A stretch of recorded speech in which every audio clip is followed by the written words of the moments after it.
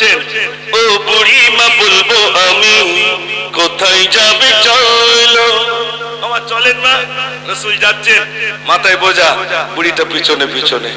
বুড়িটা বলছে, মা নামটা একটু বলো। নবীজি বলছে, মা বলবো, চলুন না মা।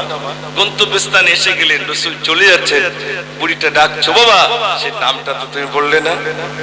রাসূল তখন বলছেন, বুড়ি মা বলে, বাবা ছেলে এবার তুমি চলো, যাওয়ার আগে নামটি তুমি আমার সাথে বলো।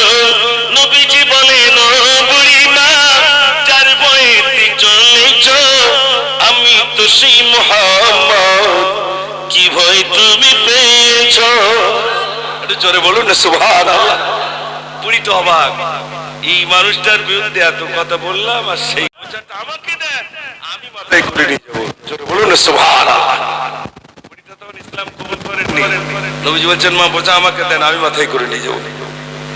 ও বুড়ি মা, ও বুড়ি মা, কাকি কানা দাও আমায়, চলো চলি দুজনে যেতাই গিয়ে সন্ধ্যা হয়, কাটলি কানা মাথায় নিয়ে আমার নবী চলে।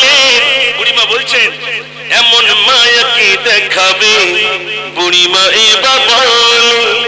কি বাবা, তুমি আমার বোঝা নিয়ে যাচ্ছ? শোনো বাবা, ওই মক্কার মোহাম্মদ না হয় যদি তুমি হতে, আমি গ্রাম ছেড়ে আর চলে যেতাম না। জোরে বলুন না সুবহানাল্লাহ। বুড়িটা জানি না যে সে মোহাম্মদ সাল্লাল্লাহু আলাইহি ওয়াসাল্লাম। বুড়িটা বলেই ফেললেন, ক্ষমা আমায় করে দাও, ইসলাম আমি করব কবুল, কলমা আমায় বলে দাও। জোরে বলুন না সুবহানাল্লাহ। বুড়িটার বলতে হলো না, আমার রাসূলের চরিত্র আর আখলাক দেখে, ব্যবহার দেখে বুড়িটা ইসলামের কলমা পড়ে মুসলমান হয়ে গেছে। জোরে বলুন সুবহানাল্লাহ। এই পর্যন্ত রাখলাম, একদম 12টা বেজে গেছে, আর নয়, দোয়া হবে, একবার দুরূদ শরীফ পড়ুন।